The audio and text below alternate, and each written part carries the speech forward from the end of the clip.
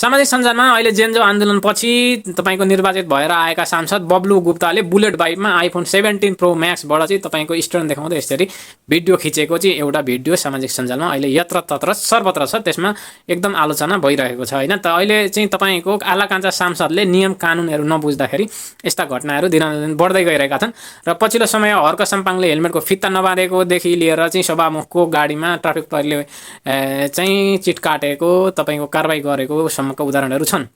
अब यो बब्लु गुप्ताको यो पछिल्लो प्रकरणबाट हामीले सिक्नुपर्ने पाठ चाहिँ के हो भने कानुन सबैलाई लागू हुन्छ, ट्राफिक नियम सबैले मान्नुपर्छ, ट्राफिक नियमले नै सवारीलाई व्यवस्थित र सुरक्षित बनाएको छ भन्ने कुराको अनुभूति हामीलाई हुनुपर्छ, नागरिकले आफै बुझ्नुपर्छ।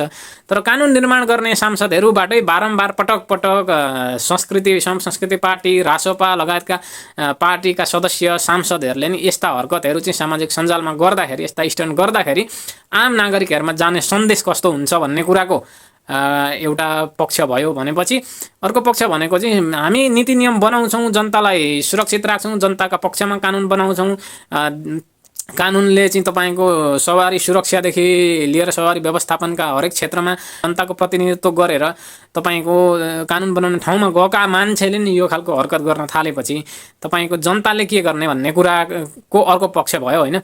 यसमा बब्लु गुप्तालाई ट्राफिक प्रहरीले चाहिँ तपाईँको ट्राफिक नियम उल्लङ्घन गरेको भनेर चिट काटेको भनेर चाहिँ आइसकेको छ।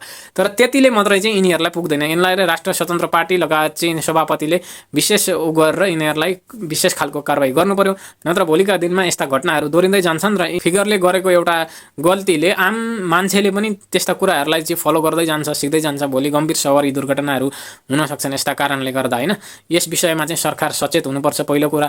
दोस्रो कुरा चाहिँ अहिले रासोपाको सरकार छ, त्यसले गर्दाखेरि अहिले चाहिँ हामीले पुरानाकै हिसाबले काम गर्नुभन्दा पनि बब्लु गुप्तालाई रासोपाले कारबाही गरेर एउटा इतिहास रच्छ कि भन्ने चाहिँ मैले अपेक्षा गरेको छु होइन। रासोपाभित्र सबै खराब पनि छैनन् र रासोपाभित्र सबै राम्रा पनि छैनन्। त्यसले गर्दाखेरि चाहिँ यो कुरामा चाहिँ रासोपाको ध्यान आकर्षण हुन जरुरी छ।